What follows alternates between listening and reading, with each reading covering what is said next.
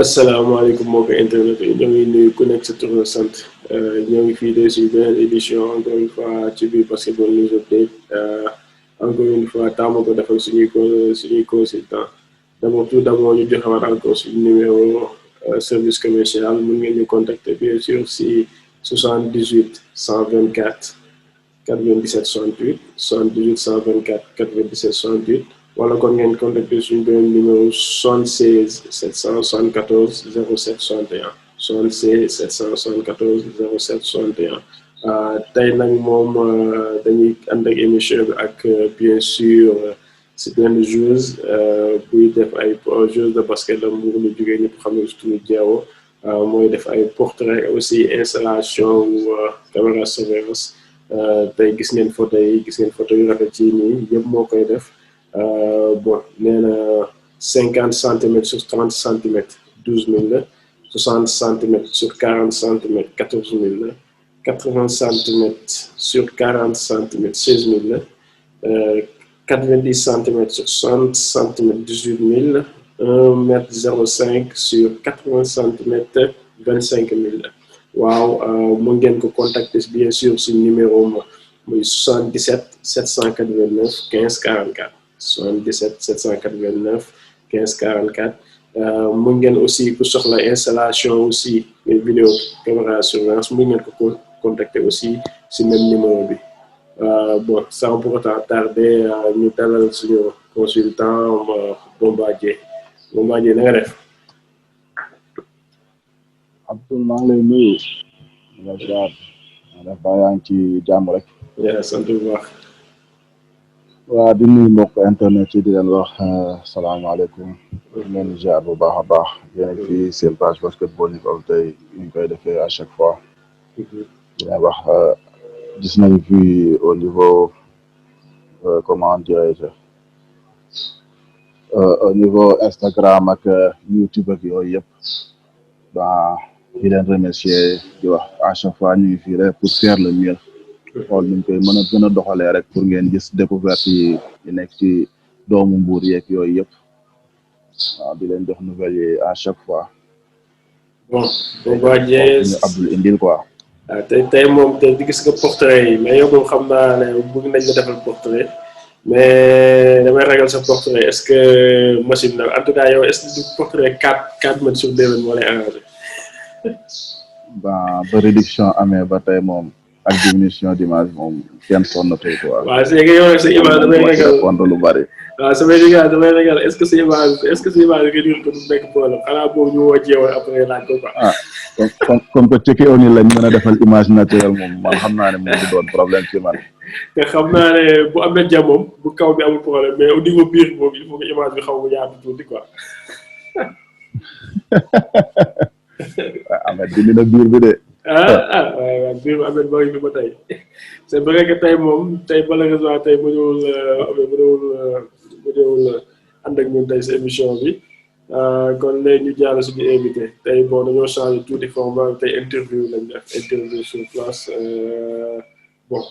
c'est vrai que bii passé yaxle nañu invité woon capitaine bi aussi en fii jot na nekk capitaine Mbour basket après mu jógee Mbour basket dem UGB nekk fa capitaine aussi UGB mu jaar ISEG actuellement moo ngi bopp ñu seetaan interview bu ñu def ak Nazira. Gaboy Lou,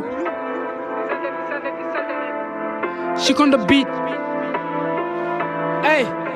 ëpp belem ay tentaw, sadique méchant, psychopathe, si pieds sous terre wala 4 pattes. Y'a choisi, je m'en charge, yek sa kaw sow le tour, faut protéger, H sa point G, ku les protéger, piqué di gas ba de red gen. bët say bët di nga jooyte bu jaala bu sa yaram di xasan nag wakka ku la yéene taata ma càgga foog sa rappeur ñu ko tayyal ku ma soor yàq sa nàkk nooy amee ndaw di sooru ku xuuxaan fitu gene si bëkkat du mu xuuxal weexal sa rappeur perkat su suuf la ne ni loxo ndey joo ci biir kan job mooy fay ma job lu may taal kan si yéen moo may fay yéen doo xaat tim di daax muy fanaan luy tabax immeuble sama biir néeg mën nañ jéem mënuñ ci man gaat lu ndox mënul ci lakk-lakkantaan di ngeen fay par force ni ku leb banque sinon seen bakkan lay hypothéqué balaa yu jëm benn fuub ku jëm day puub mama seen dernier suuf refal ay shoot ratata boum sa da ngeen sangoo suuf may dugal may tuut yaa ubbeeku kam yoo laas yi def ne Assane Diouf gas ñaari trouvé tuddoog fi mu leen suuf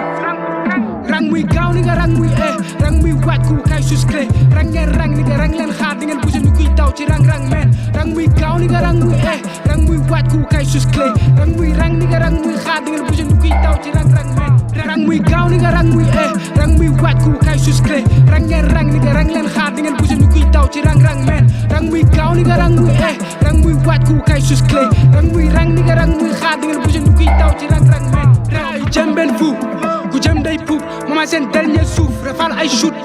ratata boum sa da ngeen sangoo suuf may dugal may dut yaa ubbeeku kam yoo laa si def ne asan tur gas ñaari trou fi nga tuddoog fi mu leen suul rang muy gaaw ni nga rang muy rang muy waaj ku kay susclé rang ngeen rang ni nga rang leen xaar di ngeen bouger ni kuy daw ci rang men rang muy gaaw ni nga rang muy rang muy waaj ku kay susclé rang muy rang ni nga rang muy xaar di ngeen bouger ni kuy daw ci rang men rang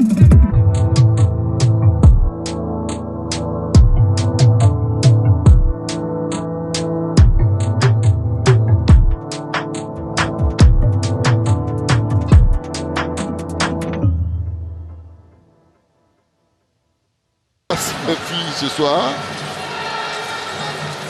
Ah, un tir à 3 points du Sénégal, oui, il est réussi. Ah, bravo. Ah, bravo. Nassir Abba marque 3 points pour le Sénégal, le premier panier.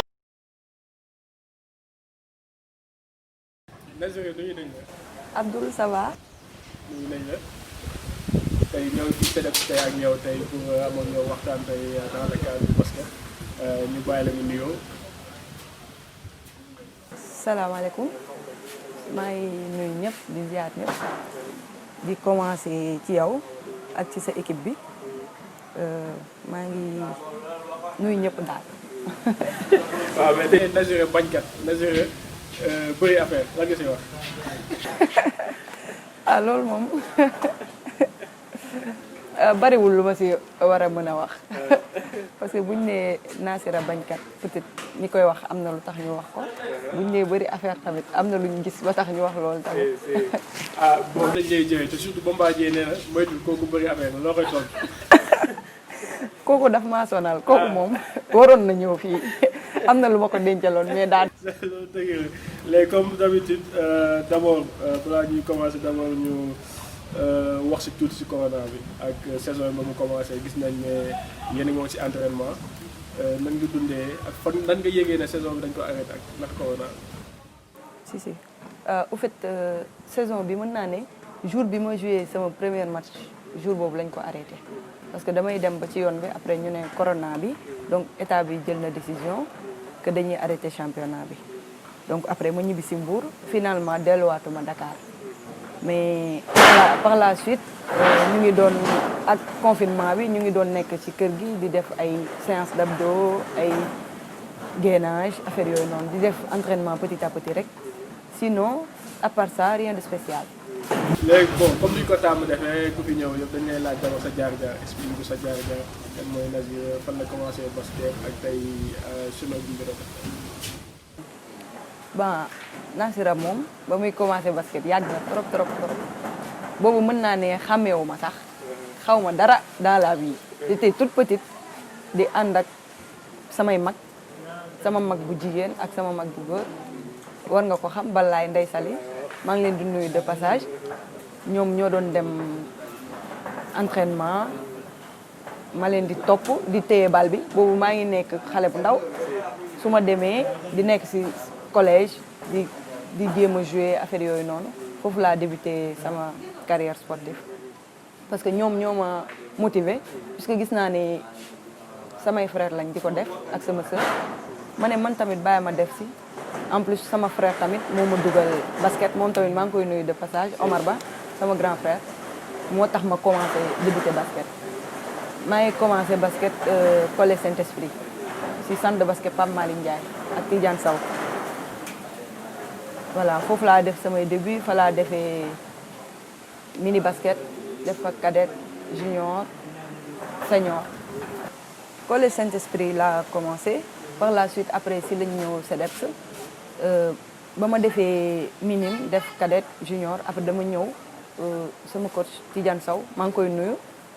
bu baax ak Mansour Sow si lañ ma yóbbu ma joué deuxième division si équipe Mbour basket ba ma joué deuxième division après ñu joué tournoi monté fii nii mooy année bi Mbour di yéeg première division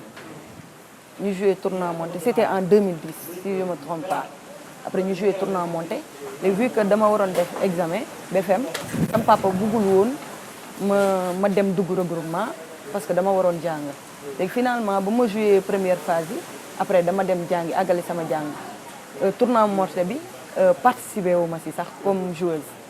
après par la suite si la équipe bi yéeg première division ñu commencé jouer boobu on était avec Malick Bachir je pense ak coach Pape Cheikh maa ngi leen di nuyu ñoom tamit si la joué Mbour basket commencé compétir comme senior di jouer après Mbour basket balaa ma fi jógee j'étais la capitaine d'équipe en 2015 après ma jóge fi am sama bac dem université di jàng foofu joué UGB joué naa fa 3 ans en 2018 j'étais la capitaine de l'UGB ma jóge fa dem Dakar joué ISEG Sport daaw après cette année ma joué bopp sinon à part sama carrière championnat j'ai fait l'équipe nationale joué naa équipe nationale petite catégorie joué na benn compétition équipe nationale bi ma njëkk a dem c'était Coupe d'Afrique U19 U18 après sélection boobu ñu ngi ma wàññi si dernière journée yi mën naa ne jour bi ñu war a dem jouer ji premier match lañ ma wàññi après ma xam ne après liggéey la laaj ma delluwaat liggéeyaat après ñu woo ma beneen tournoi boo xam ne c'était au niveau international ma dem jouer c'était à Nantes boobu moo nekk sama première compétition internationale ab tournoi la woon Nantes après par la suite laa dem jouer ju coupe du monde Luciani avec l'équipe nationale moins de 19 ans après ma jóge foofu dem jouer di Jeux de la francophonie en 2013 ak les U25 à Nice après ma jóge foofu demaat 2017 Jeux de la francophonie à Abidjan ñu gagné médaille de bronze bi après ba ma ñëwee j'ai eu des présélections yoo xam ne à l'équipe nationale yoo xam ne jotuñu dem compétition et tout voilà c'était ça comme. donc yow su ma xaymaa tuuti. si la nga wax à l'espace de 10 ans compétir nga si mu ngi si defar mu ngi si defar dem nga équipe nationale voyagé nga à travers le monde mais bu nga jibisee tey Naziré dem naa équipe nationale ñëw naa fekkaat naa sama gars yi dañoo ñëw dox xam nga jaay affaire yooyu bonde yooyu saale donc noo dundee loolu expérience bi bu nga jibisee loolu moom mbégte la parce que nga nekk ak say morom ñu jël la yóbbu la déjà loolu fierté la et je pense que am na mérite tamit parce que boo ko mérité wul woon loolu du am donc liggéey la boo xam ne dafa yàgg comme nu ma la ko waxee parce que yàgg naa opté pour dem équipe nationale yàgg naa tamit liggéey pour loolu samay frères di ma jàppale samay coach di ma jàppale may liggéey donc dama ci sant yàlla rek te xam ne voilà dafa bokk ci sama carrière te maa ngi ñaan yàlla tamit mu gën a law. c'est vrai que sànq nee nga sa frère ak sa sœur xam nañ ne sooy basket si yow sa frère ngeen bokk même kër ak sa sœur concurrence day xaw a demee day xaw a metti mais tey ba nga demee équipe nationale xam naa doon ngeen waxtaan ne yow du ma sa borom maa dàq basket ba nga demee équipe nationale bu ñëwaat da ngeen doon maanaam da nga doon jaay affaire seen kanam kër ga bu ngeen ko doon dundee. loolu moom comme film comme guerre loolu pour dire vrai moom loolu comme guerre parce que même bu dul sama frère ak sœur yi basket j'ai un frère footballeur professionnel mais su ma ñëwaan bu ñu toogee ñun ñëpp wala ñu déggante appel moom nekku fi dañuy dajaloo ñun ñëpp sama ñaari sœur yi doon def basket ak sama frère léegi dama leen di ne yéen da ngeen di xaar parce que man maay seen professionnel j'ai fait l'équipe nationale alors que yéen passé woo leen sax CEDEPS léegi su ko defee concurrence la dañuy mer après ñu tooñante mais damay xam ne tamit voilà ñoom ñoo def lu tax ma àgg foofu ñoom ñoo liggéey ak man ñoom ñoo ma dugal ma def sport ñoom ñoo ma encouragé damay xam ne ñoom ñoo def loolu yëpp seen liggéey la ñoo ma encouragé ñoo ma yokk fit ne ma demal tu peux le faire loolu moo tax donc aw ma seen fay daal ñoom maa ngi leen di remercier ak surtout tamit sama coach Tidiane Sow parce que man xaw ma beneen coach bu dul moom si moom laa mës a jàngee basket moom moom ma formé mësuma jàngee feneen basket donc maa ngi koy nuyu bu baax en fait man moom gagné naa expérience bu bari si fi ma jot a jaar même étant jeune def naa Mbour ay années de compétition yoo xam ne fii rek laa xamoon mais gis naa fi loo xam ne tamit mën naa ne ci club yu ma koy gis bariwul ci Sénégal mën naa ne ba may nekk Mbour à l'époque Mbour bokkoon na ci club yi nga xam ne ñoom ñoo daan former seeni jeunes bopp di leen di yéegal ñuy jouer senior comme par exemple Saint-Louis basket donc ñoom ñoo fi nekkoon ay club yoo xam ne dañuy jël seeni ndaw di leen di jàngal basket ba ñu màgg ñu yéegal leen ñuy jouer donc bari na ci samay morom yoo xam ne foofu lañ jaar donc man lu ma leen di jox comme conseil mooy bu ñu bàyyi loolu parce que ñun ñi ñu formé ba ñu jouer Mbour ba changer étape gis nañ ne foofu am na lu fa nekk donc loolu ñu doon def noonu buñ ko bàyyi ñuy continuer di former xale yi dans les centres de basket di leen di yéegal ñuy dem jouer pour Mbour parce que ñun bu ñu sañoon Mbour la ñuy toog parce que Mbour lañ am lu ñu am même bu fekkee le minime wala ñu dégg Nassira fenn c'est grâce à Mbour donc fu ñu toog ak lu ñuy mënti def Mbour day bokk suñu priorité Mbour la ñuy wax parce que Mbour lañ xam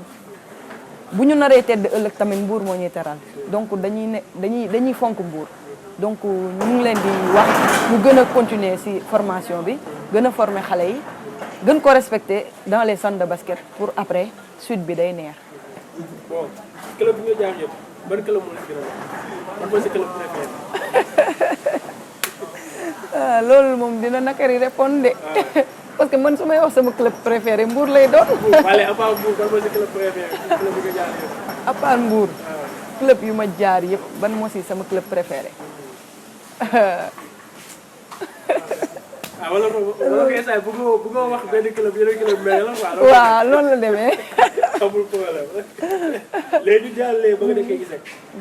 yaa ngi foofu ak say ñaari doom. ñaama ak bébé. réunion boobu na ngeen ko dundee te surtout yaa ngi jugee club boo xam ne yaa ngi foon capitaine. ñëw si club bu bees boo xam ne. newoo capitaine te club bu bees la. xam naa tàmm nga rôle leader boobu. d'abord intégration bi nan nga ko dundee en tant que nekkul leader ñëw wala ñëw bokk si équipe. ak aussi réunion boobu ak say sœurs yi na ngeen ko dundee boobu. en fait loolu moom man je dirais pas que metti na pour dire vrai su ma waxee rek te yàlla tax mettiwul woon parce que comme ni ñu koy waxee leader du nekk loo xam ne da nga koy forcer sa bopp leader day nekk ci nit ki mooy tax foo mën a dem da ngay bokk donc ba ma demee ISEC j'ai trouvé mes coéquipières samay xarit samay mbokk aussi comme Bébé Diouf ak Yaama on s'entendait bien parce que bañ na ko ba dañoo defoon from Mbour parce que dañoo bëgg Mbour te fi ma tolloon ñoom aussi foofu la leen tolloon ndax c'est Mbour qui gagne donc bañ demee woon dañoo def solidarité xam ne ñun ñoo bokk fi ñu jógee ñoo bokkandoo woon Mbour basket certes que suñu centre yi bokkul mais ñun ñoo màggandoo fii nii ci basket mbouroise bi donc mënuñu lu dul jàppante parce que bu ñu jàppantewul tamit dañuy gis ñeneen ñuy jàppante donc loolu rek moo ñu war parce que amuñu problème donc jàppante rek lañ mën a def lépp ndax Mbour. bon tey su ñu gisee sa poste bi ngay joué personnellement bu ñu la joué mu ailier nga doon joué mais man bu mu la gisee da yeneen club yi meneuse la ñu doon gën a utiliser. tey pour changement poste boobu fan la jógee ak nan nga adapté woo ak tamit ba nga nekkee ISEC yaa ma des fois mën a lay joué yow mën a lay joué. te yéen ñaar des fois da ngeen di bokk si terrain tey adaptation boobu nan la ñëwee. parce que loolu Mbour la commencé depuis Tidiane Sow parce que dañ doon jouer suñuy jouer basket booy dem di jël bal bi tout le temps di ko yëgal dalay ne ndax yow dama laa wax poste 1 nga wala poste 2 wala poste 3 basketal fépp moom loolu la doon wax basketal fépp moo tax buñ taxawoon ci raquette bi sax nga jox ñu bal dinañ jéem def ci dara pour jéem a dem ci pañe ba rek pour dugal ko parce que jàng nañ loolu yëpp donc poste boobu Mbour la commencé Mbour doon naa fi jouer comme 2 moo tax ba tey poste 1 ak 2 laay jouer damay rallier ñaari mënoo wax Nassira bii mooy postam parce que foo ko teg si ñaar yooyu mën na ko jouer comme ni nga ko gisee noonu donc ba may jouer Mbour dama doon rallier ñaari poste yëpp mais ailière laa ëppoon lu ma doon jouer après par la suite si laa dem équipe nationale comme meneuse ba ma demee j'ai vu que poste boobu noonu nekkoon naa si à l'aise ma ne pourquoi pas ma continuer ko ma gën koo améliorer après si laa gën a dem di ko jouer si laa dem ISEC man ak Yaama ñu nekk foofu bokk même poste mais moom tamit elle était ailière donc foofu noonu j'ai vu que man vu que teel naa dugg ci meneuse donc man dinaa mën di jouer moom muy rallier ailière parce que moom elle était un peu à droite si tiir yi dina mën a di tirer léegi man damay defar ba mu rafet après bu ma ko joxee dina sànni comme Bébé Diouf aussi donc dañ doon waxtaan rek comme des joueuses loo xam ne ku ci nekk dina nekk dans de bonnes conditions pour mën a performer. c'est vrai que des fois si jeu bi da ngay seetaan da ngay jël ay tir yoo xam ne ñoom sax am na benn action nga jëm waaye jël tir bi rek ñu ne kii li muy def nii mais da nga saa di dugal c'est vrai que des fois da ngay jël ay tir yu franchement yoo xam ne soo amul audace wala soo amul confiance sa bopp doo ko jël mais est-ce que loolu des fois doo am conflit entre les coachs des fois coach yi des fois dañ naan non na attaque bi àgg tey nag ngay décision yooyu ngay jël nag nga koy adapté ak yenn coach yi c'est vrai que dañ naan la ak yaay jëlee décision yi muy dox su dox la am nga problème mais su doxee mën nañ bàyyi wu jàll man moom ba may nekk ISEC coach bi ma nekkaloon Mbaye Samb maa ngi koy nuyu aussi moom dafa ñu doon bàyyi à l'aise dafa doon wax du heure bii laa leen di jàngal ni ngeen war a comporter woo mu ne ma surtout yow parce que tu as fait l'équipe nationale donc am na lu bëri loo xam ne ci expérience gagné nga ko soo xamul noo war a jouer dans un terrain de basket doo ko mës a xam mu ne ma sois à l'aise jouer soo waree tirer boo waree pénétrer et même moom bu ma ko waxul woon sax man loolu laa jàng man pour man tirer pénétrer ak déborder ñoo ànd ci basket heure boo nekkee à l'aise ci jeu bi rek war nga ko mën a def man loolu laa jàng. d'après li nga jot a joué ak expérience bi nga jot a gagné ban amélioration nga war a def sa côté basket te technique physique ak psychologie parce que tamit suñuy xool ñun c'est vrai que U18 U17 dañuy sélectionné ay jeunes Mbour mais suñu demee ba yenn haut niveau yi équipe nationale à senior là y a un problème ñu fay sélectionné Sabel taayam Aïssa Ndaw taayam ak tey sélection bu génn démb bi Bébé jël nañ ko mais taayam ak aussi tiiram mais chaque fois suñuy arrière ñu maanaam ay meneuses yu jóge Mbour tey pour yow ban amélioration nga war a def pour mën a intégrer équipe senior A parce que foofu tamit haut niveau la parce que meneuse moderne aussi tey loolu Sénégal problème boobu mos a am te suñu xool tey suñu meneuses yu imposé yëpp mais meneuses yoo xam ne France lañ juddoo Europe lañ juddoo boo xam ne am nañ culture meneuse tey lan nga yow tey lan nga war a mën a améliorer ba mën a bokk ci élite boobu doon ko. pour loolu moom méttiwul parce que il faut du travail parce que joueuse moom mënoo def lu dul entraîner li ci des choix coach lay nekk moom mooy def sélection moom mooy jël ñi nga xam ne yaakaar na ne ñooñu la mën a nekkal donc loolu du problème man moom pour man liggéey moo am te liggéey la ñuy def parce que bu ñu defee liggéey ba àgg foofu donc war nañ mën a continuer même liggéey boobu ba yokk ci leneen loo xam ne foogewuñ ko woon sax pour mën a àgg foofu parce que foofu bokk na ci sunuy objectif donc il faut du travail et dinañ ko def incha allah ñu ngi koy def sax mais dañ koy gën a yokk. ça c'est vrai que vacances yi gars yi dañuy dem ay camp parce que mais est-ce que yéen am ngeen culture dem gis coach fay ko parce que Assou Traoré benn jour mooy doon wax loolu ne moom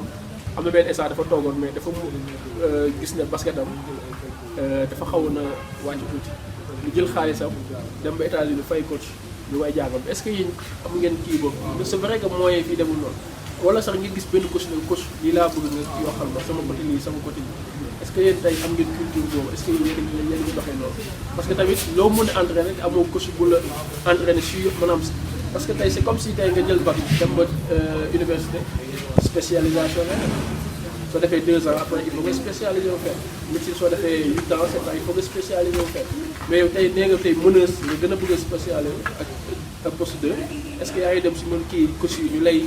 gën a spécialiser wu ko demee. bien sûr xam nga saison ren bi àggul mais saison daaw bi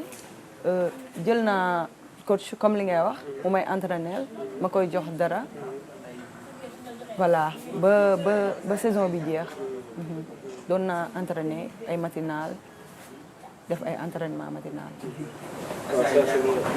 bon dem nga équipe nationale expérience bi d'abord sélection bu nga ko yëgee lan la def ci yow ak aussi nan nga dundee parce que tamit t'as voyagé tamit dem nga ay Lituanie dugg ci terrain yu ngandi yi te koo xam ne Céleste la tàmmoon ak ay Maris Ndiaye dama yaakaar nga dugg sax nga dugg ñu pib rek nga daw génn terrain. xam nga sport moom li ñuy wax ak sport bu mu mënti ne soo amul fit doo ko def pour commencer boo amul fit te pas courageuse mënoo koo def donc man ba may jógee fii nii Mbour fii CDEPS bi boobu xaw ma woon lu dul public bu ndaw bi di leen di gis mais ba ma demee équipe nationale dama joué match yoo xam ne li ma gis ci doomu aadama ci stade bi man mënuma ko sax comprendre parce que dafa bari mais bu dee dëgg rek nga bëgg a dégg defuma dara mel na ni gisuma nit parce que man li ma ñor su ma nekkee ci biir terrain bi du nit yi may xool mais li ma war a def ci terrain bi moo ma intéressé donc j'étais tellement courageuse ba xam nga ne li ma visé woon mooy bal bi rek léegi après ma door a lijjanti ndax am na loo nekk ci biti wala dara mais bal bi moo ma intéressé woon te bal bi bu la intéressé bu dee xam nga ko rek miin nga ko rek doo tiit te man loolu moom bokk na ci samay yëf du ma dem match ba am pression damay jëlee match bi comme match yi ma doon joué centre rek loolu moom sama coach daf ma ci formé daf ma ci jàngal lu bari. ba nga nekk équipe nationale ñibbi si expérience boobu yëpp est-ce que dox nga si centre yi waxtaan ak say morom c'est vrai que en général surtout côté fii su ngeen demee bu bouger rek pour ngeen ñëwaat di waxtaan ak centre bi day métti c'est vrai que garçons yi lañ gën a privilégié loolu mais est-ce que yow doon nga ko def dajeeg ay fii c'est vrai que Naziré dem équipe nationale am na ay xale yu jigéen ñu nekk centre dañ ne Naziré kat moom équipe nationale te soo ñëwee tey terrain toog dañ la xoolee Naziré moo mën équipe nationale est-ce que yow yaa ngi dem fekk si leen parce que xale yi en général peut-être duñ la ñame wala dañ lay xool admiration boo xam ne du ñu am fi di jege sa est-ce que yow yaa ngi dem toog romb ay xale yu jigéen ñi xam ne ñu adversaire yi ñu toog waxtaan ak ñoom. ba loolu moom bokk na ci li nga xam ne man dama koy bëgg parce que damay bëgg tout le temps di waxtaan ak basketteurs yi ak basketteuses yi parce que ñun ñoo bokk milieu bi donc famille la ñu donc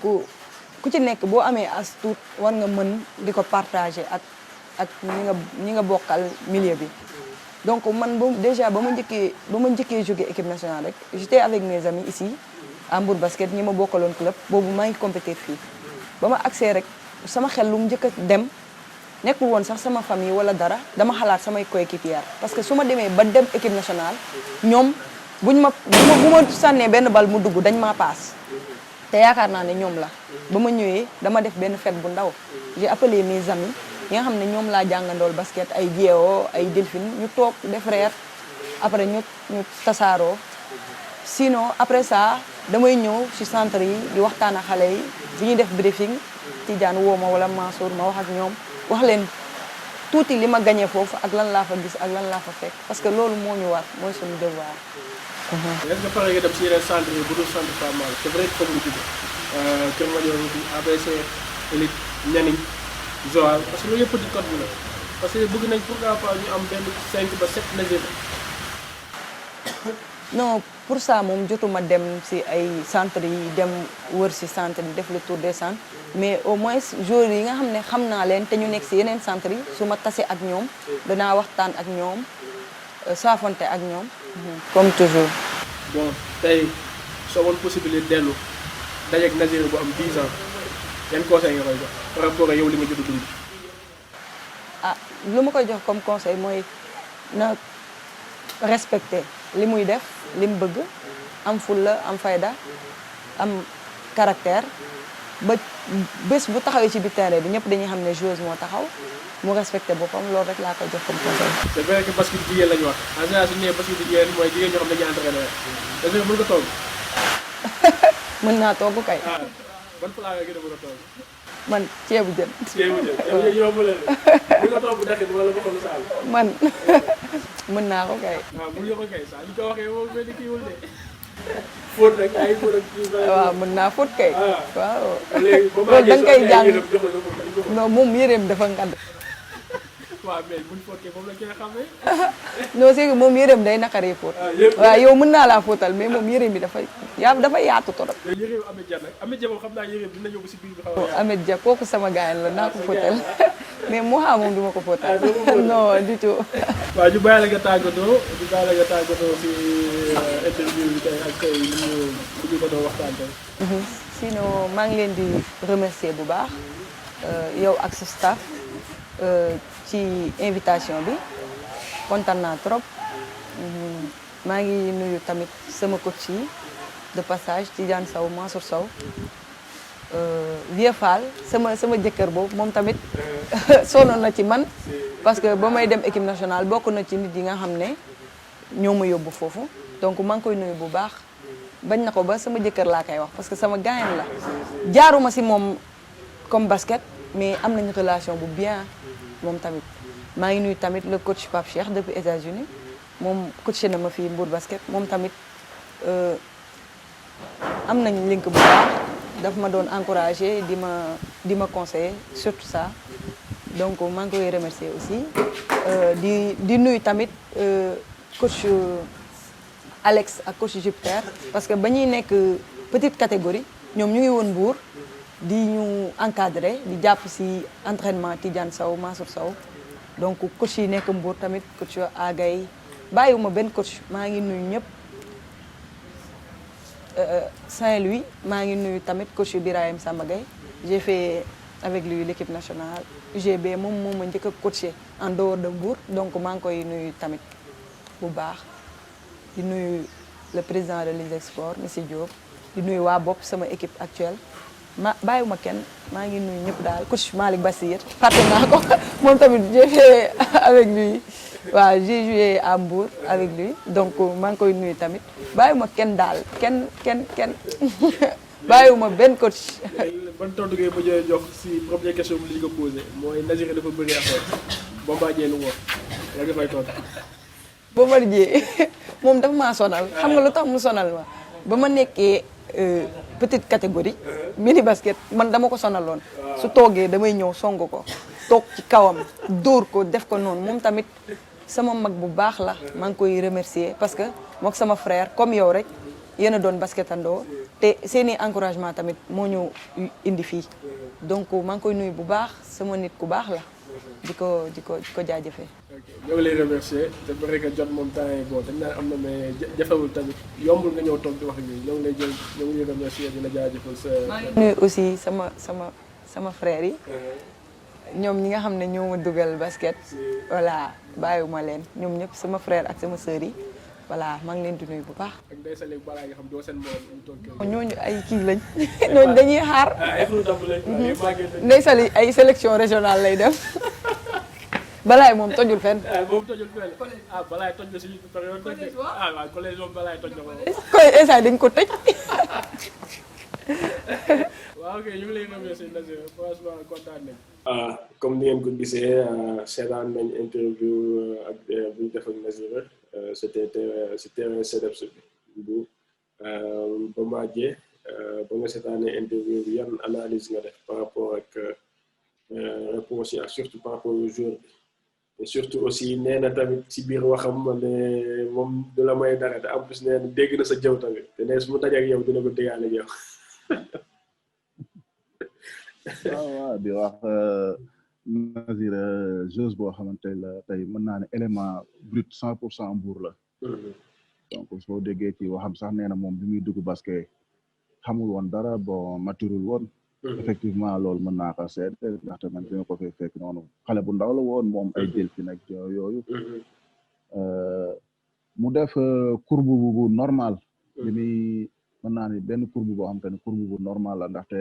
lancé boo xamante ni da doon jóg ci kaw la. boo xoolee ci 10 ans bi. def na ci carrière am loo xamante ni jafe na ci ay moroomam. jouer petite catégorie jouer junior jouer senior. ci sa parcours yëpp nga am ci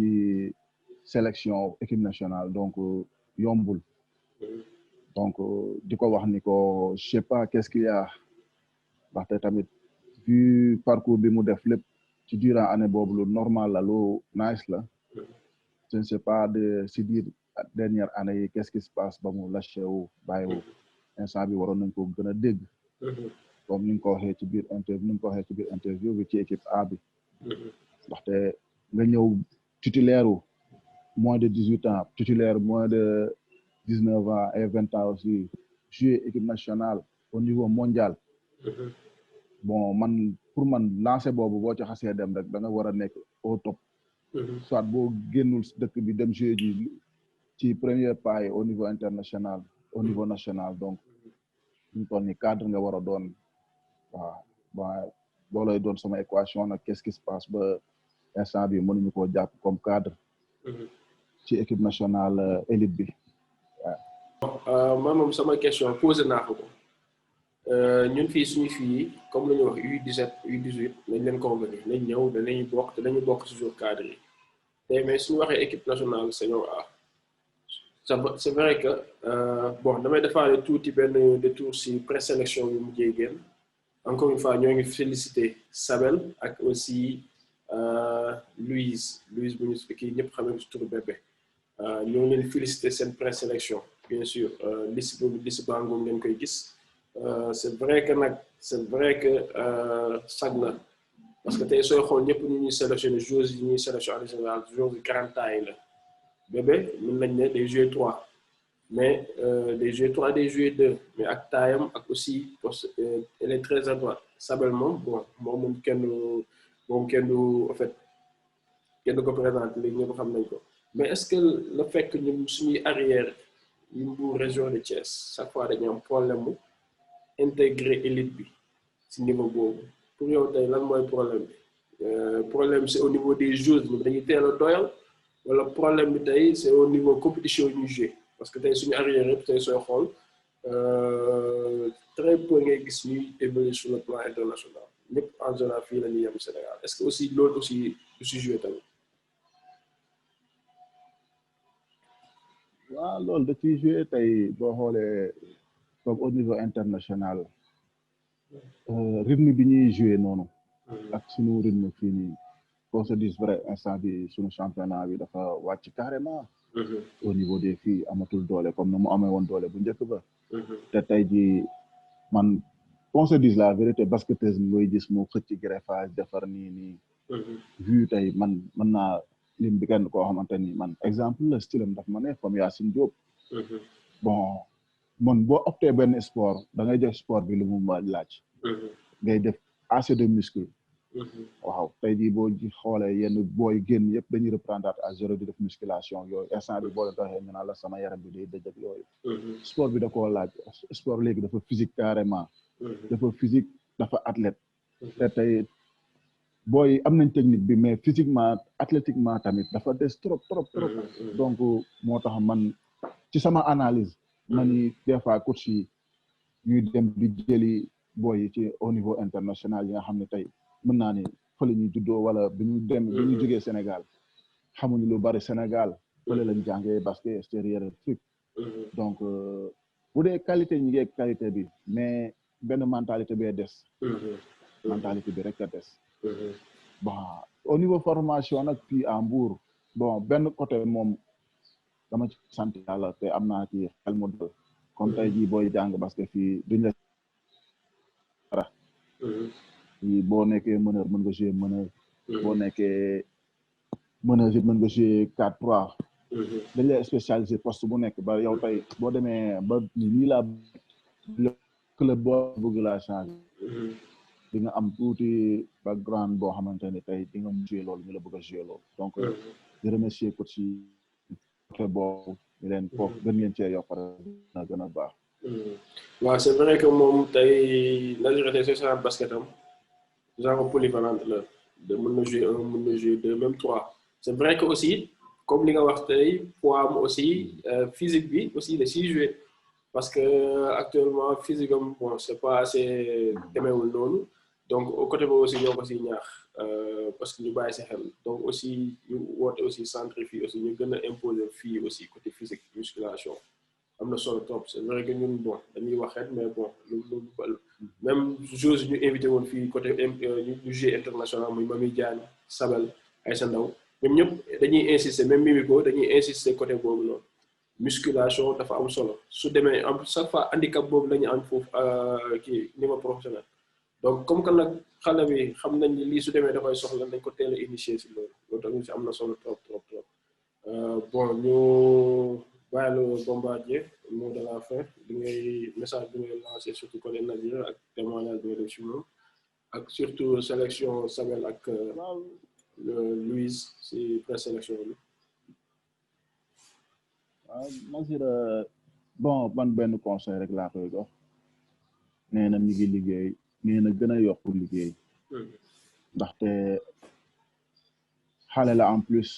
mën na prouver lu bari instant bi te genre basketteuse bu mel ni moom instant bi mën naa ne amatul ki nga xam ne tey bu duggee ci terrain du tiit day mën a bal bi ni ko mën a neexee te mën na la jëlal tiir boo xamante ne tey doo ko sax foogee donc na gën a yokk liggéey bi def musculation ndaxte ak poids am ni day doon problème ci moom ndaxte dañ koy ñemete dafa yomb ci niveau sélection yi tamit di wax Sabel ni ko moom am na expérience bi donc du loo xamante ne lu bees la ci moom di wax bébé nag ni ko instant bi il est temps ndaxte xam nañ ay qualité ñun donc il est temps mu wane boppam mais nag mu bañ a ànd ak fugu xam ni tamit foofu ku nekk lañ mën lañ koy woo il suffit de prouver rek peut-être temps am la moom mu prouver moom lañ soxla donc fi nga mën a jaayee sa bopp donc topp sa ginnaaw mag ñi ngi fay fekk ak yooyu di wax tamit yeneen booy yi lii preuve la mën ngeen faa dem am ngeen qualité yi donc bal bi daal dans votre camp yéen a ci mën a tenir ku ci def sa fulla def li war donc équipe nationale bi daal mi ngi noonu donc tamit di lancer tamit au niveau de la fédération nii di wax di jël au niveau local tamit lu baax la ndaxte dina tax booy yi gën a am expérience te dina leen gën a motiver tamit waaw ça c'est vrai que Nazir nekk capitaine sa dëkk dem beneen dëkk équipe nekk fa capitaine te équipe bi nga nekk capitaine foofu équipe bu ndaw foog naa loolu pour nga nekk koy foog nga am benn leadership bi am na ko am na leadership bi am na mentalité bi te am na bëggeel bi donc lenn moo ci des rek comme li nga wax côté doole bi yokk du côté doole bi tuuti yokkaat assis entraînement mën na nekk sooy waxtaan ak moom sax tu sens que c'est une fille qui a la tête sur les épaules te wax na ko athlète la jàng na am na diplôme te mooy continuer jàngam loolu aussi c'est pas donné à tout le monde ay avantages la donc na ko exploiter encore une fois te gis nañ xadaram ci terrain gis nañ lu muy jouer te bëgg na ko te mën na ko tamit donc jot na daal jot na xam nga ku jaar expérience bi nga jaar yëpp si âge bi nga toll franchement loolu c'est pas donné à tout le monde bénéfice la donc encore une fois c'est pas bari moom sa kanam Sabel bon comme d'habitude moom comme li ko waxee rek habitué na expérience baa ngi fi félicitations encore une fois bébé tamit bon affaire bango comme ni ko Bombardier waxee présélection la donc leen lu si des nag yaay dëggal sa bopp yokkaat liggéey bi dem nag aussi gën a pour jàng surtout